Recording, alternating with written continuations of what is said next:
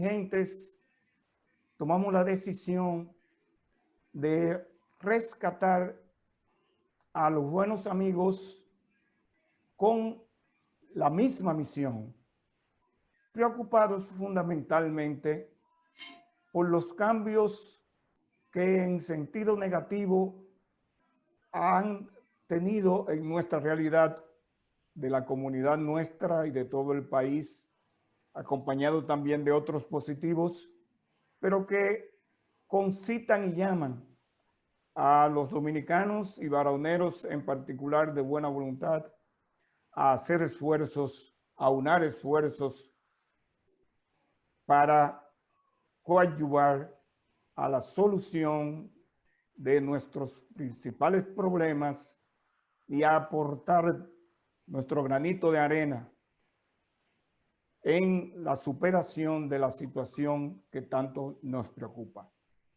Frente a esta situación de salud que impacta en todos los órdenes social, económico, cultural, hasta político, pues hemos creído necesario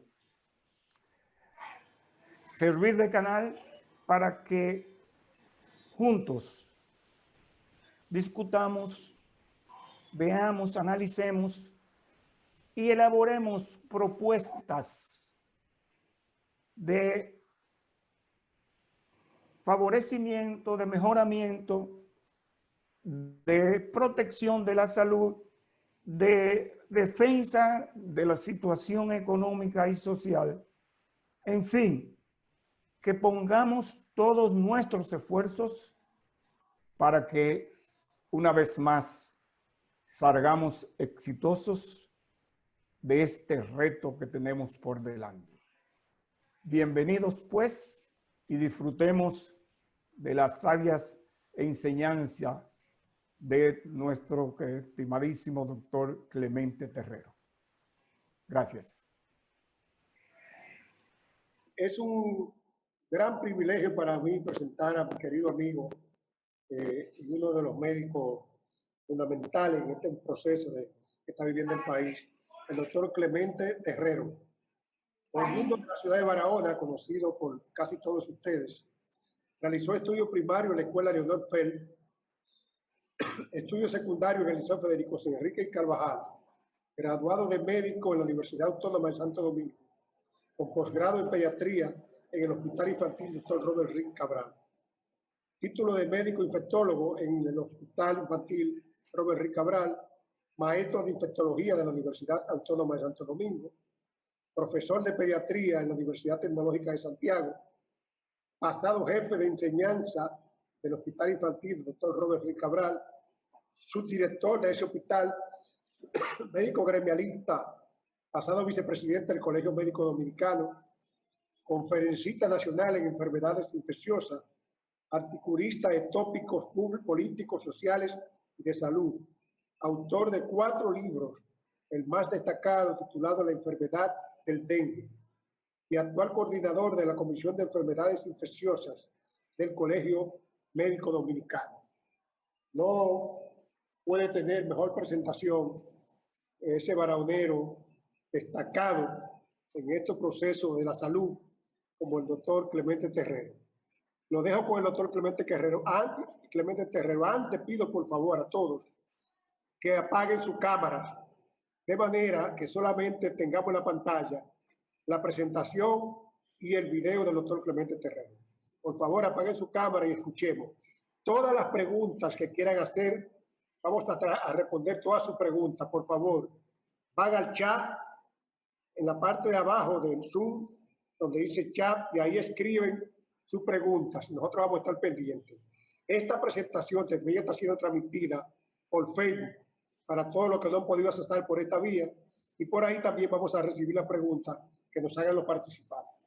Los dejo con el doctor Clemente Terrero. Buenas noches a todos. Para mí es un placer y un honor estar aquí con todos ustedes, la gente de mi pueblo, Barahona, con el cual no he perdido mis vínculos.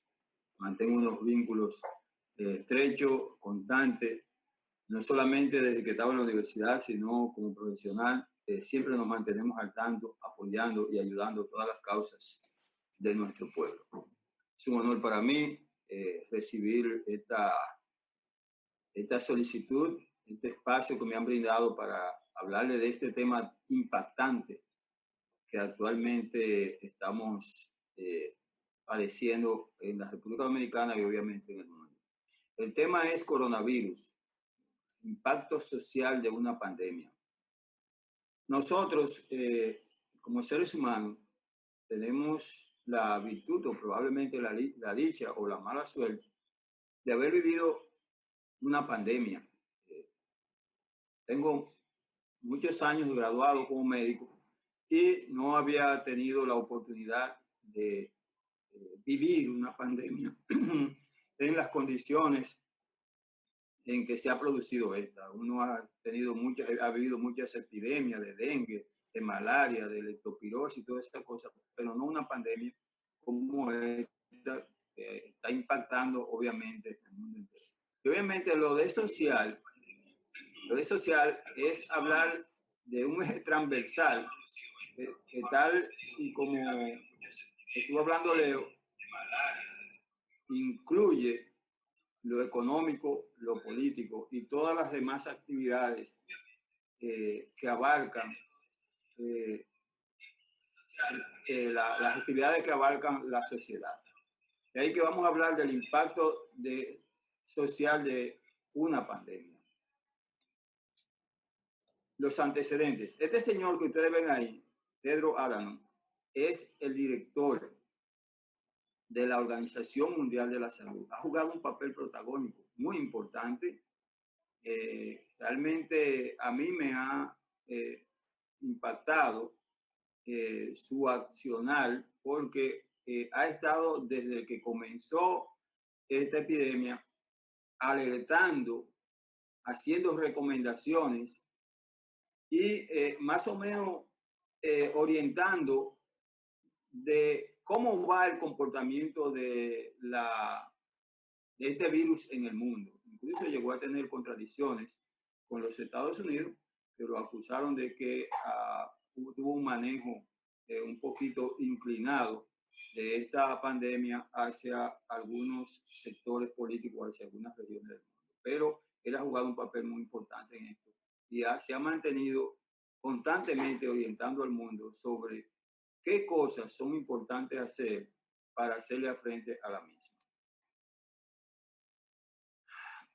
A finales del mes pasado, la OMS, en la voz de su director, dio a conocer al mundo la aparición de un brote infeccioso causado por un coronavirus que surgió en la comunidad, una comunidad china, en Wuhan, que estaba compuesto por 11 millones de personas, es decir, más o menos la misma cantidad de personas que tenemos nosotros en la República Dominicana.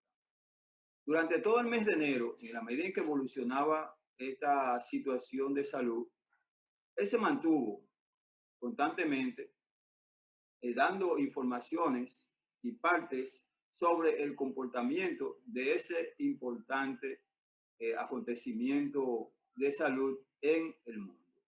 Doctor, discúlpeme, dele a la presentación de pantalla. Ay, perdón, sí. Abajo, para que se vea más amplia. Sí, que no. Aquí, ahora sí. Sí, ahí, ok, ahora sí. Ok. Bueno, esto es más o menos una imagen que muestra realmente la situación de cómo estaba la situación, cómo estaba China en ese momento en que inició el brote en Wuhan. Ahí creo que mucha bulla. Se oye bien. Hay mucho ruido, por favor.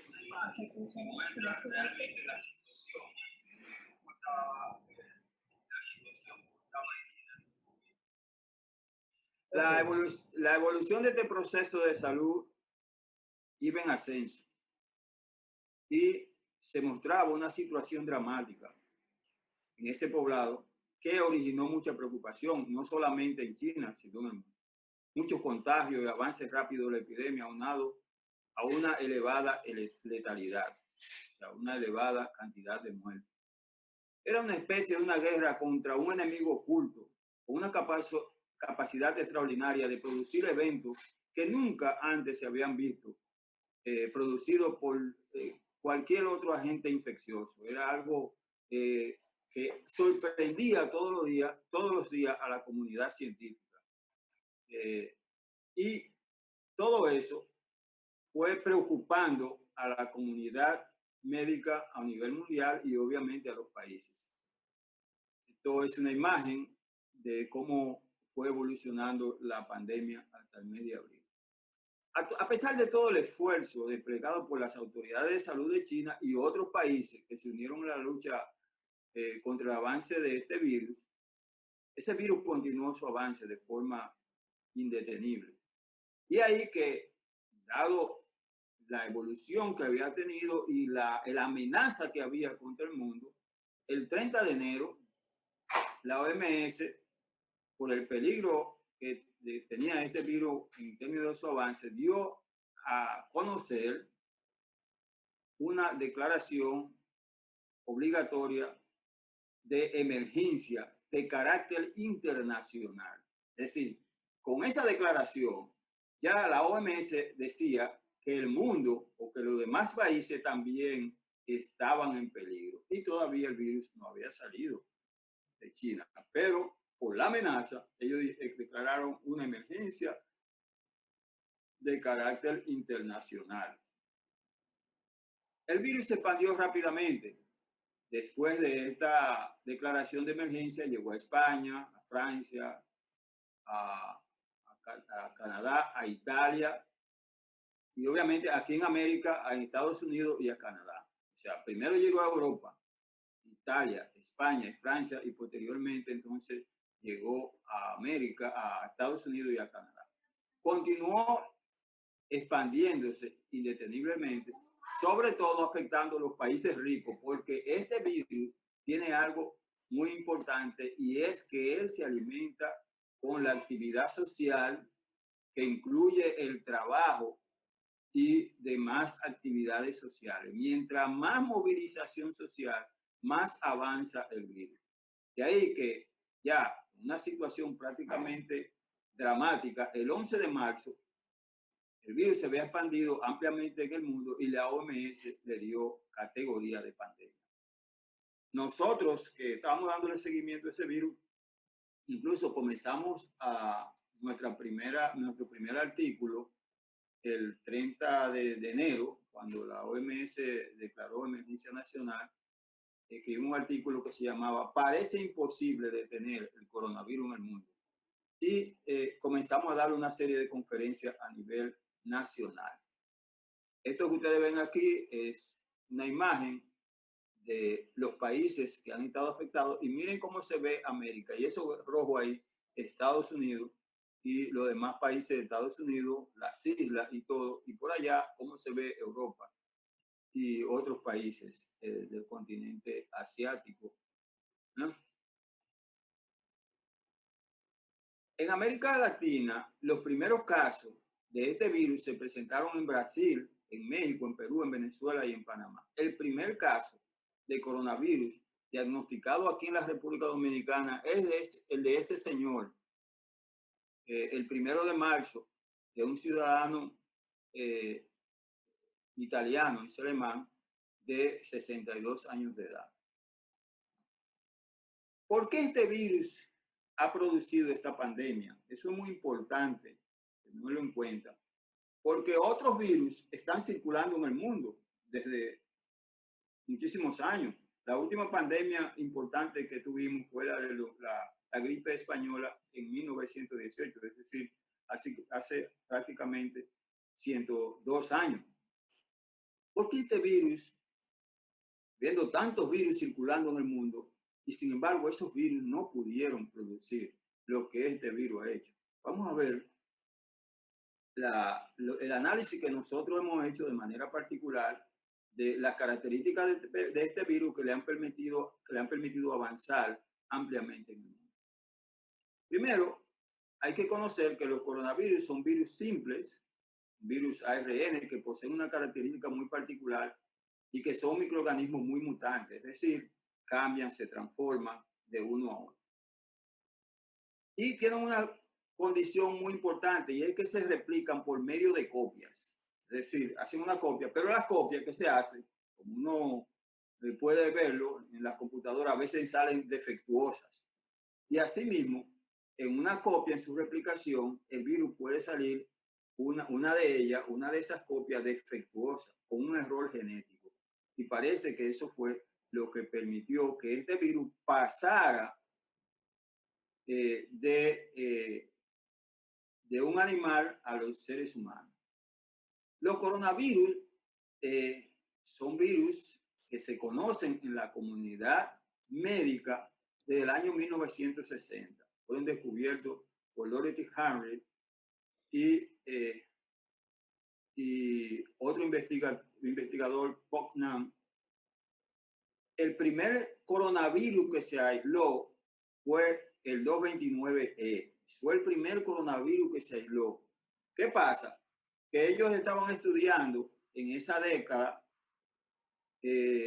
cuáles eran los agentes virales que producían enfermedades respiratorias en los seres humanos, y ellos se encontraron con este agente que es nuevo y lo presentaron en un congreso internacional, ese hallazgo. Luego, la segunda cepa se aisló en 1968 y le pusieron OC43.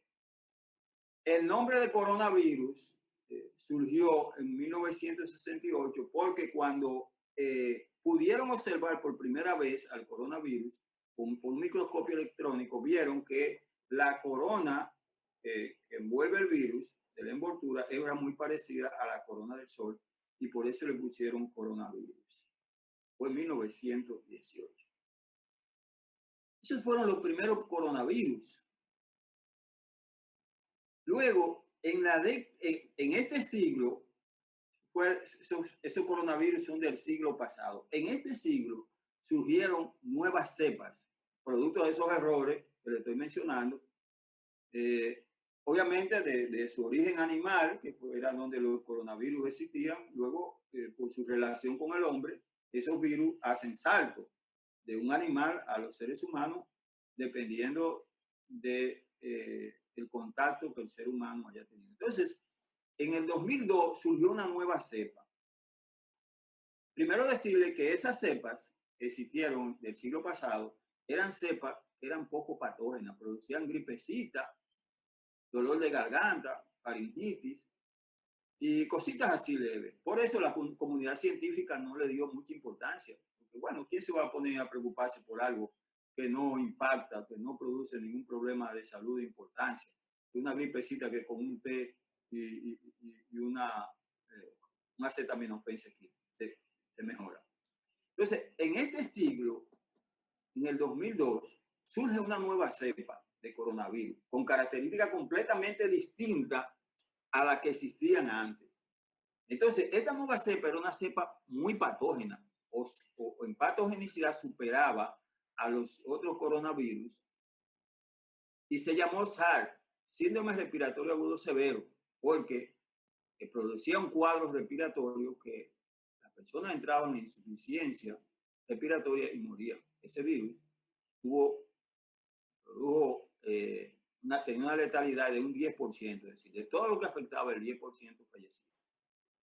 Luego se descubrieron otro coronavirus. En el 2012 surgió una nueva cepa bien patógena que fue SARS-MERS, síndrome respiratorio agudo del Medio Oriente, que era más patógena que la anterior. Aquella tenía una letalidad de un 10% y esta tenía una letalidad de un 35%. Y en el 2019, esta que tenemos ahora, que está afectando al mundo. Esa nueva cepa de coronavirus que surgió en el 2019 es una cepa proveniente de murciélago, el cual emergió en esa provincia por el contacto que tenían los seres humanos con animales exóticos, incluso no solamente contacto físico, sino que también se alimentaban de eso. Una de las características más importantes de ahora de lo que significa esta pandemia, de por qué este virus produce esa pandemia, es que la mutación que realizó ese virus fue tan perfecta que le permitió adaptarse a los receptores respiratorios humanos, reconociendo muy bien al receptor a nivel respiratorio. Ese receptor es llamado enzima convertidora de la angiotensina, que se encuentra en diversos tejidos del organismo, pero sobre todo en la puerta de entrada del aparato respiratorio. Por ejemplo, miren esto que ustedes ven aquí. Esto es la alimentación allá en China, un murciélago, está comiendo murciélago, y todos esos animales exóticos, obviamente, aumentan el riesgo de infección porque esos animales poseen microorganismos muy distintos genéticamente y antigénicamente a los que circulan en los seres humanos, y cuando entran en contacto con los seres humanos, esa genética y esos antígenos son muy letales para los seres humanos. Entonces, esta enzima, como le decía, convertidora de la angiotensina, se encuentra localizada en la puerta de entrada y de salida del coronavirus. O sea, esa enzima se encuentra básicamente ahí, en esa zona que le llaman nasofaringe. Nasofaringe, aquí es donde el virus se replica. Ahí, cuando entra a través de la nariz, por esa vía, va bajando, y llega aquí a la nasofaringe, donde están ese receptor. Luego que ese virus tiene una gran carga, sale por ahí mismo, a través del estornudo, sale por aquí por la boca, a través del tos, y por ascenso también a través de los ojos. Es decir, que esa característica de ese virus le da un potencial extraordinario de contagio. Otra característica importante es que este virus tiene un periodo de incubación promedio de medio mes, o sea, hasta 14 días. Un tiempo suficiente para que una persona se pueda viajar de un lugar a otro sin presentar ningún síntoma. El virus también se puede mantener presente en el organismo de la persona y pasar desapercibido, y uno estar en contacto con una persona que tiene en su vía respiratoria una bomba atómica que en cualquier momento puede explotar y dar al traste con la salud de uno. Otra característica es que este virus puede ser transmitido mediante días antes de que comiencen los síntomas. Sí, no han comenzado los síntomas, nadie sabe que está enfermo, pero usted se acerca a esa persona y esa persona le transmite el virus, le queda infectado, y a los 2 o 3 días, 4, comienza él a toser y a presentar fiebre, pero ya usted está infectado. Entonces, finalmente, el virus puede producir un estado de portador crónico que puede durar en las personas que lo han padecido o que se han infectado, tanto los que han padecido la enfermedad como aquellos en los cuales han hecho una infección silente, que son portadores, una infección asintomática, perdón. Si en esa persona, tanto los que han padecido la enfermedad, pero obviamente han padecido la enfermedad, uno se puede cuidar de ese, pero no se va a cuidar de uno que no ha padecido la enfermedad, que uno no sabe que está enfermo. Sin embargo, se pasa hasta 2 meses intercambiando con personas, yendo de un lugar a otra y llevando ese virus para todos lados. Y esa característica es que le han permitido a este virus avanzar tan ampliamente en el mundo y producir lo que tenemos hoy como una pandemia. Ahora, ¿cuál es el resultado de esta pandemia a nivel mundial? Por decir, al señalar algunas cosas así, señal general, es que este virus ha afectado a 188 países. Ese virus ha llegado lo más lejos posible. Y se han confirmado 12.041.615 casos.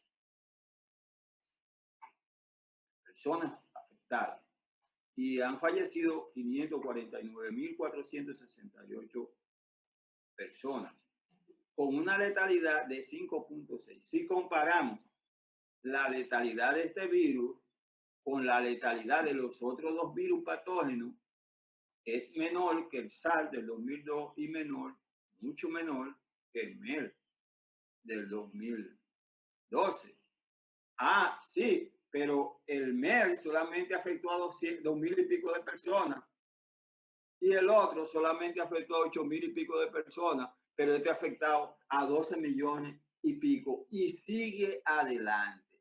De manera que esa letalidad de 5.6% representa una mayor cantidad de muertos. Como lo vemos ahí, que el MERS, el SARS produjo prácticamente unas un 10%, podríamos decir. Representa casi 9.900 y pico de casos. ¿Verdad? Pero este lleva 549.468 casos fallecidos. Es decir, que por el impacto que tiene a nivel social, a nivel mundial, a nivel poblacional, a nivel continental, este virus ha tenido ha producido un mayor daño en la población del mundo. Es decir, es un virus con una mortalidad promedio, no es baja, es 5.6%. Donde quiera que se muere, 5.6% de cada 100 es importante eso, porque mucha gente ha querido menospreciar este virus, pero ustedes saben que con todo el esfuerzo y con toda la tecnología y con todo lo que tenemos hoy en día, esa es la letalidad a nivel mundial. Imagínense ustedes si no tuviéramos esa capacidad que tenemos hoy con el desarrollo tecnológico. En la República Dominicana, por ejemplo, hasta el día de ayer, hoy hay más casos, hay 41.000 y pico de casos, pero se habían confirmado 40.590 casos, 12.000 casos nuevos, 1.200 casos nuevos, 202 casos nuevos, 12.000 no, 1.200 casos nuevos, 202 casos nuevos, hoy 1.400 y 842 difusiones, hoy va por encima, mucho por encima de eso, y una letalidad de 2.0%. Claro, esa letalidad conscientemente no pensamos que sea así. Yo pienso que hay muchos casos, muchas personas que fallecen más, pero como no tienen la prueba positiva o no se les llega a hacer la prueba, ustedes saben la insuficiencia que hay con eso, la deficiencia que hay con eso, entonces quedan como que no murieron por coronavirus. Nosotros pensamos que van mucho más muertos de eso. No podemos hablar mucho de eso. Realmente uno tiene que tener las evidencias, pero uno tiene más o menos esa idea. Entonces, este virus ha impactado al mundo en todos los órdenes, recuerdo que escribí un artículo que decíamos que este virus había realmente impactado al sistema capitalista. Y es así. El capitalismo, por ejemplo, un sistema que su actividad fundamental es el consumismo y la explotación, ¿verdad?, de los trabajadores, pues la actividad comercial es más intensa en el sistema capitalista y por consiguiente es quien ha llevado la peor parte. Entonces, en el turismo, este virus ha impactado totalmente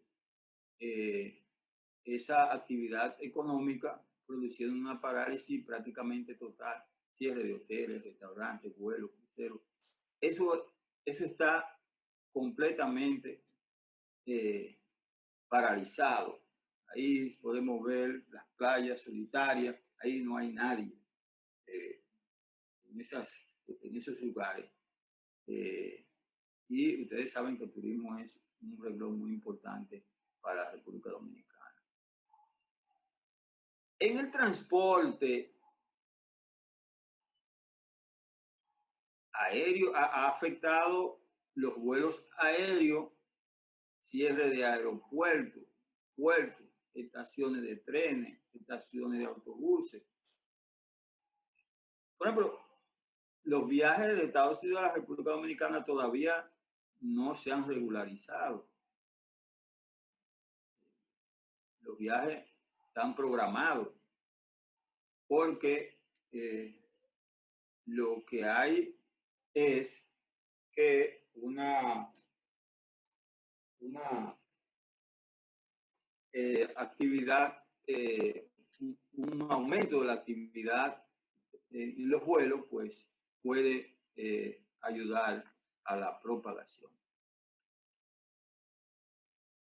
Otras actividades importantes son las reuniones familiares de amigos, las fiestas, la vida nocturna. Todas esas actividades se han visto afectadas. Los artistas dominicanos están pasando por situaciones bien difíciles porque no han podido hacer ningún tipo de presentación y muchos están pasando realmente la decaída porque se le ha caído por completo ese su medio para buscarse la vida. Los eventos deportivos, suspensión de todos esos eventos, competencias locales, internacionales, gimnasio, el ejercicio al aire libre, todo eso ha sido impactado. Incluso llegamos a escuchar declaraciones de los dueños de gimnasio presionando al gobierno para que le abriera, porque ellos necesitaban iniciar sus actividades, porque imagínense ustedes.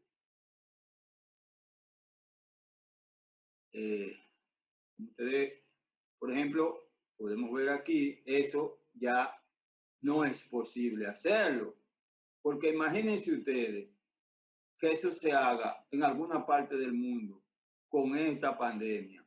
Ahí por lo menos, por decir algo, una tercera parte o más puede salir infectado, porque eso es lo que le llaman una gran aglomeración de personas. Entonces, eso no es posible. Todo eso ha sido suspendido. En la docencia, a propósito de lo cual, se han suspendido la docencia universitaria, la escuela pública, los colegios privados, los politécnicos y la docencia en los hospitales.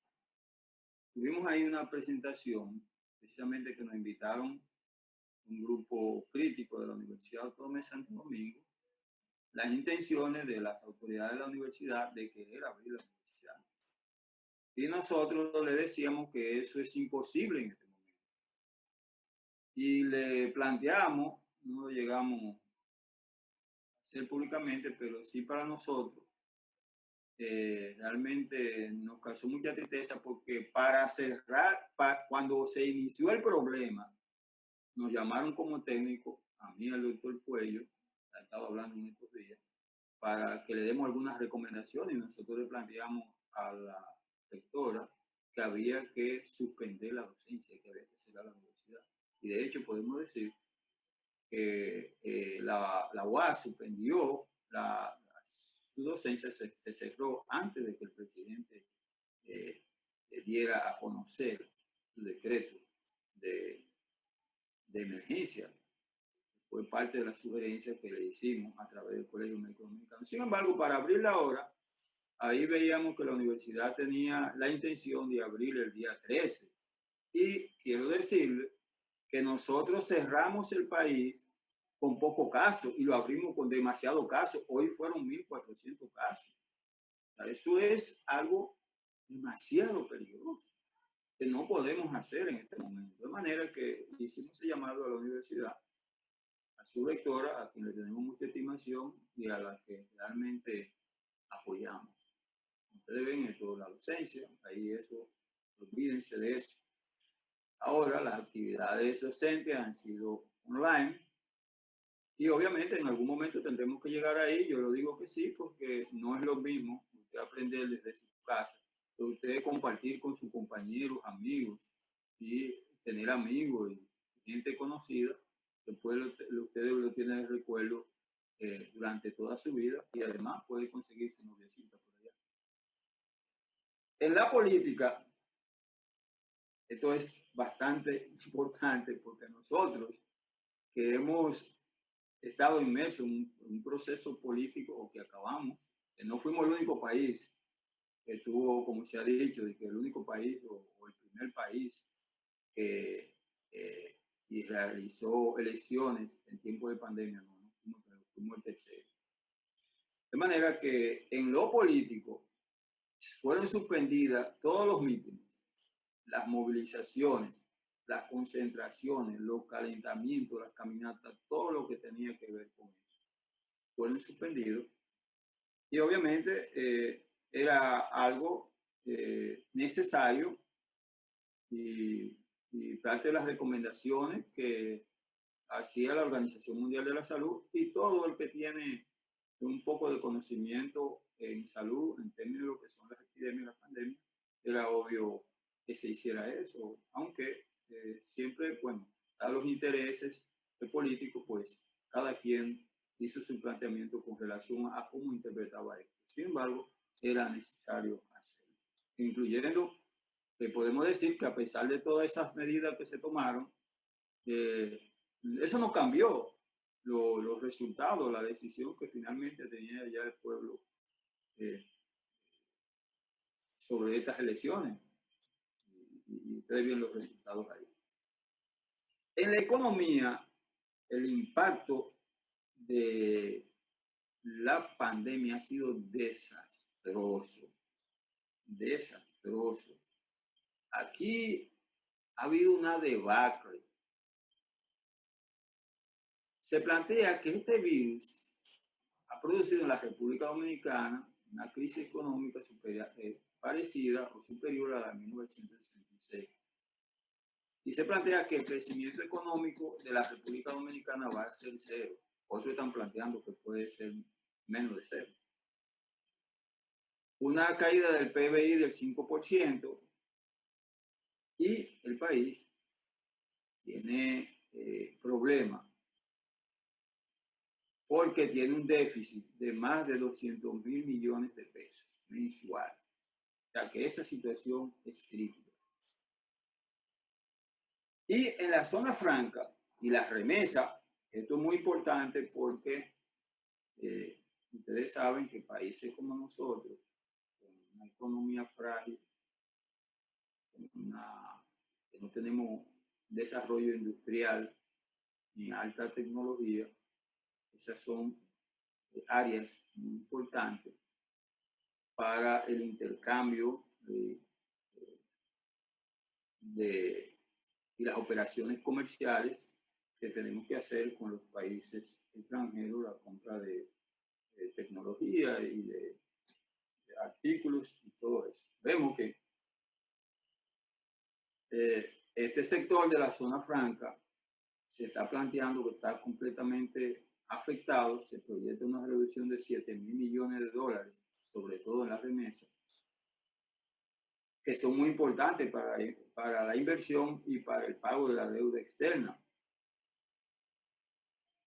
Por tanto, los compromisos que tiene el país con los bancos extranjeros pueden verse afectados. Y todo eso ha sido fruto del impacto de la pandemia. En los empleos, la situación es catastrófica. Según los datos del Ministerio de Trabajo, hay 827.000 empleados informales cesantes y que no reciben ayuda del Estado, pero tampoco han sido liquidados. Se plantea que la tasa de desempleo este año va a ser de un 11%, cuando al inicio de año era de 5.9%, es decir, se ha duplicado la tasa de desempleo y todavía el problema sigue avanzando. En la salud, aquí la situación es dramática. Podemos decir, por ejemplo, que esta pandemia ha puesto en evidencia la realidad de los sistemas de salud de la mayoría de los países capitalistas del mundo. En los cuales, obviamente, su sistema de salud es de tipo neoliberal, mercantil, privado y nada de social. Porque esos sistemas de salud que se han desarrollado en el mundo, cada gran capital ha visto la salud como un negocio, una mercancía, están centrados en el lucro y el dinero y no en la gente. Y entonces, esta pandemia destapó esa realidad y hasta los países más ricos que nos vendían su sistema de salud como lo mejor y lo ideal del mundo, se ha visto que no es así, que son sistemas de salud con precarios servicios, desorden y todo el tiempo centrado en el dinero. Y eso realmente es algo lamentable.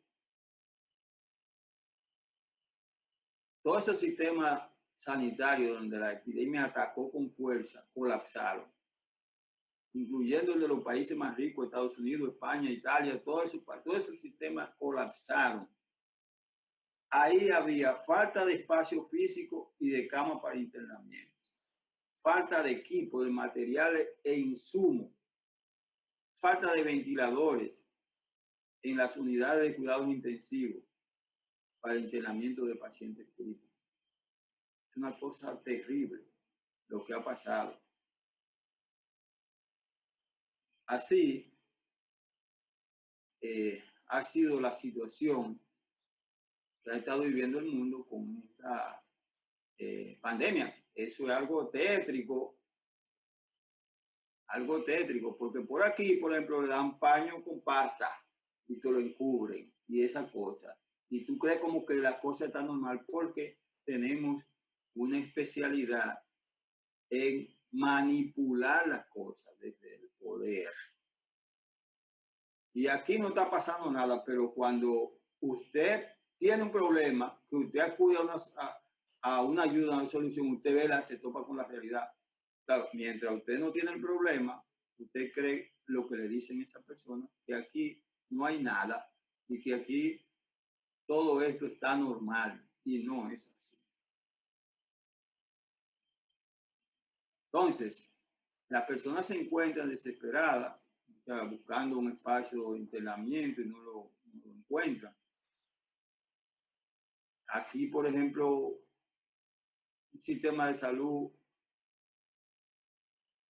donde la mayoría de los centros, por ejemplo, la República Dominicana, vamos a hablar de aquí, de la República Dominicana, de los centros de salud privados, se han negado a internar pacientes con COVID. ¿Ustedes creen que donde hay un orden social, donde hay una autoridad social, puede ocurrir eso en una pandemia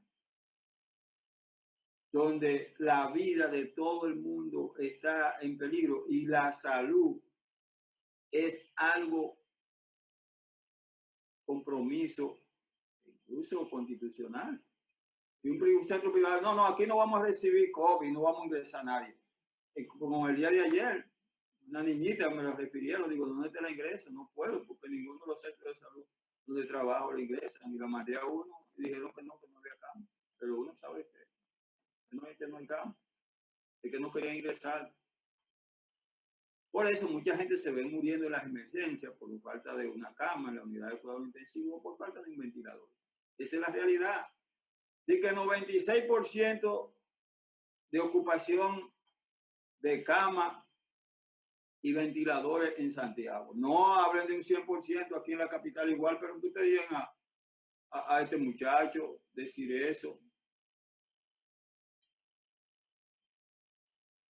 Es que el país, en términos de ventilación, de ventiladores, en términos de servicios para los pacientes críticos, eso está completamente colapsado. Hay de aquel que se enferme ahora en este país con una enfermedad crítica.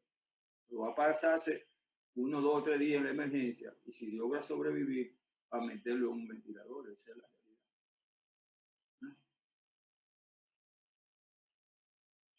Entonces, ¿eso qué ha generado? Una intensa lucha social por el derecho a la salud. Hemos participado incluso con estas personas, estas muchachas que dirigen una organización que lucha por el derecho a la salud. Hemos ya participado en 2 ocasiones debatiendo esta realidad en el país porque es un derecho a la salud, un derecho de sobrevivencia. Si usted no tiene salud, no sobrevive. Y si sobrevive, pero sobrevive precariamente. Lucha gremial exigiendo aumento de las pruebas desde el colegio médico y de todos los lados, tuvimos que meternos ahí. El Estado queriendo controlar las pruebas para mañana y decir que hay pocas cosas, que hay poco lo que hay. Y en una lucha gremial logramos por lo menos que se descentralizaran las pruebas, porque el plan era prácticamente manejarla desde el Laboratorio Nacional y el Laboratorio Nacional no tenía capacidad para esas cosas, porque la mayoría de las pruebas es el sector privado que la hace.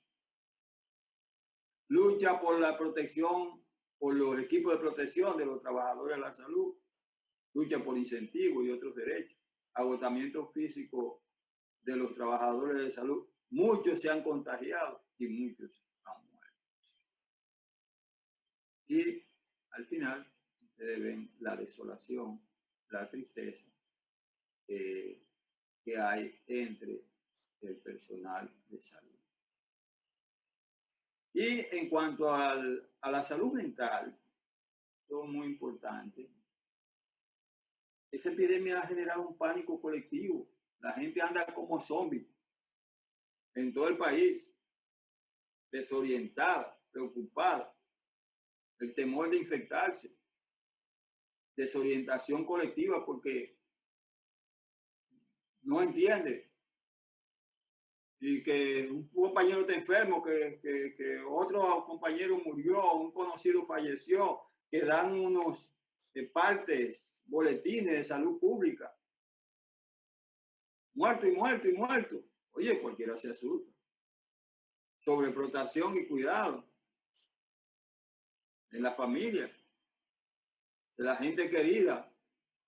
No haga esto, no haga lo otro. Oye, preocupado, no lo entiende. Desolación, depresión, tristeza, dolor, ansiedad. Todo eso en una población que además tiene el problema de las elecciones, todos los chismes, los debates, las denuncias, las acusaciones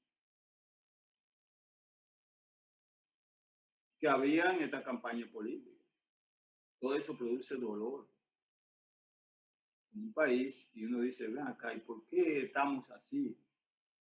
Esto parece una selva. Pero la cosa hay que hacerla con moderación, pero no con ese grado de agitación y de violencia, porque eso es violencia. Y así vemos la gente desolada, triste por lo que está pasando. Esta pandemia también ha producido muchas interrogantes a nivel social que no tienen respuesta en lo inmediato. ¿Qué nos va a pasar? ¿Qué van a hacer las autoridades? Porque, por ejemplo, las autoridades han soltado esto en banda. Porque ya no son los que están, ni están lo que van a hacer. Entonces, estamos en un limbo. Entonces, una situación que todo el mundo está manejando esto para sacarle o tener el menos efecto político. ¿Cómo nos manejaremos? ¿Cuándo terminará esto? Porque la verdad es que tenemos medio año en esto y no se ve en el horizonte cuándo esto vaya a acabar. Sino que esto sigue rodando. ¿Hasta cuándo? No sabemos. Tenemos la esperanza de que por allá aparezca una vacuna, que no sabemos tampoco si tenemos la capacidad de comprarla, o el acaparamiento de los grandes países, los países ricos que tienen cuarto, no cojan adelante. y no nos den la oportunidad de tener eso. Así vemos la gente en ese estado, triste, desolado, preocupado. ¿Qué es lo que va a pasar? ¿En qué me he metido? ¿En qué estamos metidos? Yo terminé mi año bien, mi fiesta navideña, bien. Y de repente, antes de comenzar el año, mira lo que me ha pasado comenzando este año. Y así. Y en la población hay una gran desconfianza. ¿Por qué? Porque el manejo político de la epidemia ha sido un desastre. Óyete, un desastre. Primero, siendo crítico, una comisión manejando esto, de gente que traen de fuera del país, que no conoce la realidad de salud de la República Dominicana, que no tiene conocimiento. Y gente colocada en funciones, altas funciones, que no tiene experiencia en la salud pública, dirigiendo la salud pública. Y gente que no son médicos, dirigiendo un área de servicio a la salud. Un desastre, de solo un arroz con mango. Y por eso ustedes ven que la comisión no dio pie con bola en esta pandemia. La falta de ética y transparencia. Yo no veo esos boletines. Porque que no es la realidad que está pasando en la República Dominicana. Entonces, no voy a sufrir con esa dramática presentaciones que no te reflejan la realidad. Y eso ha generado un estado de confianza en la población a tal grado que ya la gente ni cree ni le importa lo que pase o lo que le pueda pasar. Una situación preocupante que no sabemos cómo se va a manejar esta situación. Y la población realmente está muy desconfiada. De manera que para finalizar, queremos concluir con lo siguiente. Primero, hay un rebrote del virus en la República Dominicana, una reactivación del virus, de la epidemia en la República Dominicana, fruto de dos medidas. La medida de apertura económica, porque eso es sinónimo de movilización de gente, porque la economía no se moviliza, no funciona si no se moviliza la gente. Entonces los sectores económicos estaban abogando porque se abrieran, porque la verdad es que la situación no estaba fácil. Y temían, como ha pasado en realidad, que muchos de sus negocios colapsaran. Entonces la presión, en ese sentido, ocasionó que la gente se reintegrara. También el manejo, la parte política de las elecciones, que es otro componente donde realmente las fuerzas políticas manejaron la situación de tal manera que nadie quería que lo acusaran de que las cosas no se hicieron de esa manera porque temían el daño político. Entonces, hicimos las elecciones y todo eso. Pero eso tiene unos resultados y un impacto negativo en la población y es el aumento de los contagios. Eso se ha demostrado porque consistentemente los últimos 3 días ha habido un incremento. Hoy, por ejemplo, la cifra más elevada récord fue la de hoy. La penúltima fue la de antes de ayer, que eran 1.200 y pico de casos. Pero hoy fue 1.400 y pico de casos. Y en los últimos 3 días han fallecido 22, 17 y 16 personas. Hay estudios, oí al doctor Cuello decir, realmente no tengo mucho dominio sobre eso, porque no lo conozco a cabalidad, que están proyectando de que de aquí a octubre 7.000 muertos. Y a mí me parece eso algo insólito. Estuve buscando, calculando, haciendo cálculos y me parece que un poco exagerado ahora, no con datos científicos para que no me pase igual por lo de las encuestas, ¿verdad? Y como no me he podido sentar, no sé cuál fue la base de esas proyecciones, pero es preocupante. Igual, porque, por ejemplo, en 6 meses que tenemos, nada más hay 800 y pico de muertos. Creemos que la cifra es más alta. Puede ser que llegue a 2, 3 o 4 muertos en el país. Pero esas son las cifras que se ofrecen. Hay una situación de limbo, como le decía. Por tanto, creemos que, y hemos estado planteando, en vista de que hay ciudades que están bastante activas en términos de casos, como son, por ejemplo, el Distrito Nacional, Santo Domingo, Santiago, Barahona, Asua. Hemos estado planteando, incluso del Colegio Médico, y hasta lo hemos en declaraciones que hemos dado públicamente, que debe volverse hacia atrás al estado de emergencia, si no total, y si lo necesitamos total, ¿qué? Hay que hacerlo, porque tenemos que darle término a esto.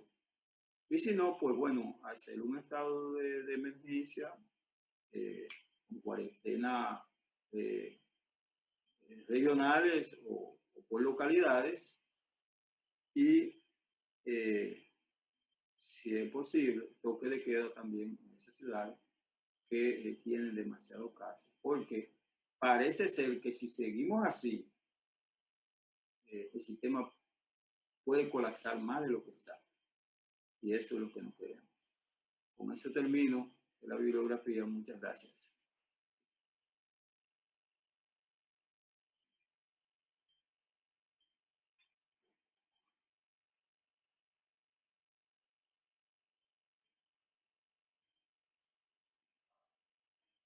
Don Eladio, buenas noches. Buenas, Eladio. Don Ahora Eladio. voy, ya voy. Tranquilo, tranquilo, estoy en mi asunto. Bueno, señores, muchas gracias, doctor Clemente Terrero. Por favor, doctor, quite la presentación para que podamos darle cabida. Te voy a pasar ahora con las preguntas. Tenemos muchas preguntas. Gracias por esa magistral presentación, muy orientadora, mucha información interesante.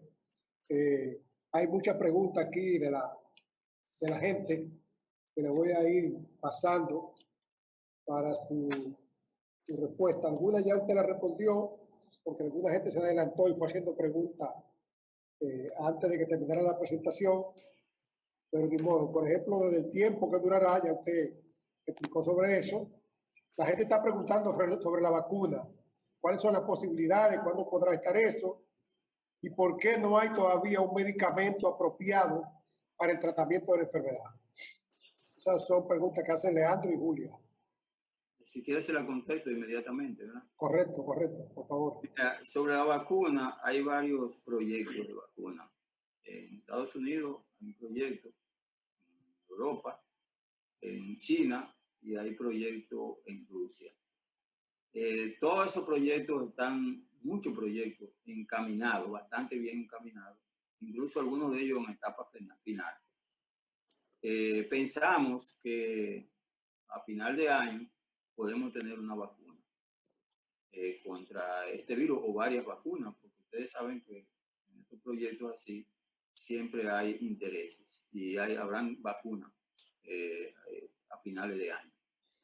Con relación a los medicamentos, ya hay 2 medicamentos, uno elaborado en Estados Unidos, otro en Rusia. Incluso los rusos lo dieron a conocer y a circular en Latinoamérica en el transcurso de esta semana. Son 2 medicamentos muy buenos contra los virus. Ustedes saben que hemos estado manejándonos con antivirales que se han usado de forma compasiva en los diferentes hospitales porque no teníamos con qué manejarlo, como la hidroxicloroquina, la ivermectina y la citromicina, que tienen un efecto según algunos laboratorios, algunas cosas tienen un efecto contra el virus. Pero esos son los medicamentos que tenemos. Pero esos medicamentos, uno de ellos es bastante caro, el de Estados Unidos cuesta $2,000 Imagínense ustedes, esos son casi 100.000 pesos. Y no sabemos cuánto cuesta el ruso. Hay otra pregunta de Adelaida. Que si el coronavirus se propaga en el aire, como están diciendo. Sí, no en espacio público, no en espacio abierto, pero por ejemplo en espacio cerrado, sí, las partículas pueden perdurar un tiempo en el aire circulando y puede transmitirse, pero fuera de eso no. Hoy estuve viendo, me parece un poco insólito y difícil, que algunos científicos, algunos estudios planteaban. Ustedes saben que el virus también puede atacar los intestinos y ser eliminado en las heces. Que si usted le da la palanquita de bajar el sanitario, pues toda esa ebullición puede pulsar las partículas virales hacia arriba y plantean que eso pudiera infectar. Pero eso no se ha comprobado, eso es una teoría. Otra pregunta interesante que hay aquí por parte de Elena, que está por allá por los Nueva York. ¿Puede una persona que le haya dado el virus y tiene la globulina IgG en la sangre reinfectarse en un periodo de 3 meses después de la primera contaminación? Bueno, mira, este virus, ustedes saben, las mutaciones que hacen los virus van en diferentes direcciones. Por ejemplo, un virus puede mutar y volverse más patógeno, más letal. Un virus puede mutar y hacerse más resistente a los antivirales, a los antimicrobianos. Un virus puede mutar y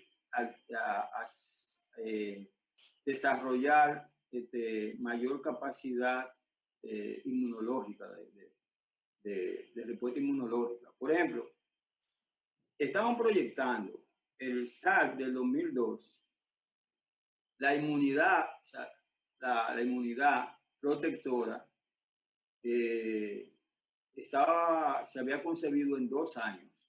O sea, y estaban pensando que si era así, pues todo el que se infectaba con este virus iba a tener una protección por 2 años. Pero entonces, hay estudios que han salido y dicen que no, que la protección apenas sí puede durar 3 meses. Es decir, que si eso es así, después que esa protección desaparece, cuando desaparecen los anticuerpos neutralizantes, pues entonces la persona está expuesta a volver a infectarse. Y ese era algo que en ningún momento lo teníamos presente. Y eso es fruto del tipo de mutación que hizo este virus. Bueno, doctor, hay muchas preguntas, tanto por Facebook Live como por el Zoom. Aquí le voy a hacer unas cuantas preguntas más.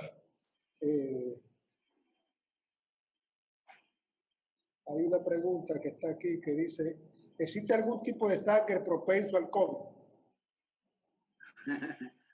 Hay una teoría sobre eso recientemente, e incluso protectora. Se habla que los que tienen tipo de sangre O positiva tienen mayor protección. Esos estudios que han planteado contra el coronavirus, y que el efecto del virus es menor. Y por tanto, ese tipo de sangre protege a la persona que la tiene. Eso ha salido de algunos estudios que hemos estado leyendo, pero realmente necesitamos más evidencia sobre eso. Ustedes saben que este es un virus nuevo, ahora es que se está investigando. Hay muchas cosas que han surgido, muchas son verdad, se han demostrado, y otras pues es pura teoría. Otra pregunta de Tuto Céspedes. En los sectores populares, los habitantes no se dan por enterados, no se usan mascarilla, los jóvenes siguen jugando básquet en las calles como si nada. ¿Qué implicaciones puede tener para la propagación y sus fatales consecuencias? Tremenda. Que si usted no se protege, miren lo que yo dije, creo que lo dije con Ramón. Si usted se protege y el otro no se protege, usted está corriendo riesgo.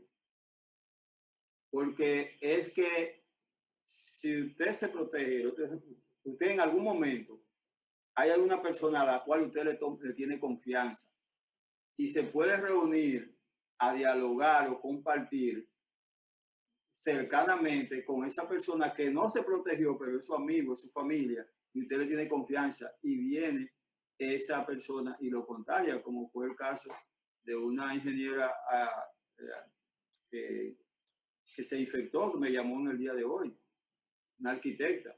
Ay, doctor, ese señor fue a mi casa y ese cosa, y ella no salía de su casa. Hacía 3 o 4 meses. Sin embargo, se fue a visitarlo, era un amigo cercano de la familia y lo infectó, y ahí tiene los síntomas, que probablemente tenga que ver la mañana en el consultorio. Bueno, hasta ahora, ¿cuáles son los principales medicamentos para contrarrestar el virus? O también hay una pregunta que está relacionada con eso, que es, ¿cuál es el principal tratamiento contra el virus? No, aquí en la República Dominicana, como no tenemos acceso a esos medicamentos costosos que han salido recientemente, tanto el ruso como el de Estados Unidos, pues utilizamos una serie de medicamentos muy efectivos y que aunque no atacan o su efecto en el virus no es tan efectivo y tan impactante como lo son esos otros medicamentos, la acción de esos medicamentos que utilizamos aquí es contra el virus y contra los efectos del virus. Entonces, con esa acción combinada, en la unidad está la fuerza, siempre lo hemos dicho como una cocina política, esa acción combinada logra reducir el efecto del virus. Hasta ahora, por ejemplo, ningún paciente que hemos manejado, de forma particular, lo estamos haciendo desde que inició esto en la República Dominicana, se me ha complicado a mí utilizando esa combinación de tratamiento. No hemos tenido que recurrir a esos antivirales, que ojalá tengamos la oportunidad, porque mientras más efectivo mejor, pues no ha sido necesario hasta ahora. Bueno, muy buenos comentarios, muy buena exponencia, interesante. Gracias, buenas noches, buena iniciativa, excelente presentación. Qué bueno que están haciendo esto. Da muchos comentarios interesantes, tanto por Facebook Live como por en las redes de Zoom.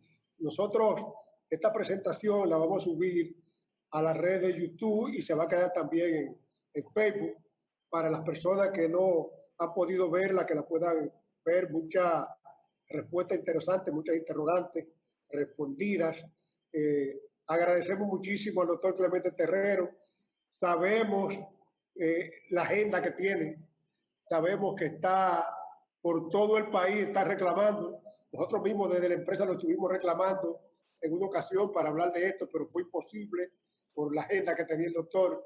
De manera que realmente agradecemos muchísimo que nos haya permitido compartir estas ideas para toda la gente que nos sigue, sobre todo para los buenos amigos y los barahoneros, porque la Fundación Sociedad Cultural Los Buenos Amigos es la que ha organizado esta actividad y va a continuar realizando otras actividades como parte de esta orientación a nuestra comunidad y como parte del debate general sobre los diferentes temas que impactan directamente a nuestra comunidad.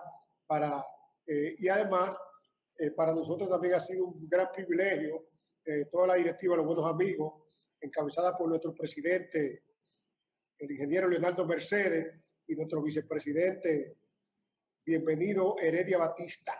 Están ahí los dos, ahí se ven sus fotos, están ahí muy atentos a todo lo que está pasando y para continuar con este ciclo. Nuestra próxima conferencia va a ser a cargo de Fernando Pellerano, uno de los mejores economistas del país, que nos va a hablar sobre la situación económica que estamos atravesando. Y como él tiene conocimiento y le gusta estar por Barahona, pues va a hacer algunas puntualizaciones ahí sobre el problema de una provincia, una comunidad como Barahona, cómo puede resurgir con toda esta situación económica que estamos viviendo a raíz de la pandemia y de manera general. Las siguientes 2 conferencias van a ser también sobre temas muy interesantes para todos los barahoneros. Una va a ser sobre la laguna de Rincón, que ahora mismo está completamente seca. Realmente es una situación bastante terrible porque eso ha creado problemas de falta de trabajo, que esa es una de las fuentes de trabajo de toda la zona de Cabral, Rincón, todas esas cosas por ahí. Y también la siguiente va a ser un tema que a los baraoneros lo están esperando como locos, que es el tema sobre qué pasa con el río Virán y cuáles son las posibilidades de rescatarlo. O sea, son temas muy interesantes que van a seguir y en los próximos días estaremos enviando las invitaciones a todos para que nos acompañen también en estos nuevos temas que vamos a tratar. Doctor Clemente, un honor, un privilegio para la Fundación Sociedad Cultural Los Buenos Amigos y para todos los baraoneros, un gran honor que usted sea procedente de esa región que tanto amamos. Muchas gracias, señores. Como les dije, vamos a compartir esta presentación en las redes de la Sociedad Cultural Buenos Amigos y agradecemos a todos que hayan estado aquí con nosotros, que nos acompañaran en esta actividad y esperamos que nos sigan acompañando en las demás conferencias, en todas las actividades que haga para el beneficio de nuestro pueblo, la Sociedad Cultural Los Buenos Amigos. Muchas gracias y buenas noches a todos.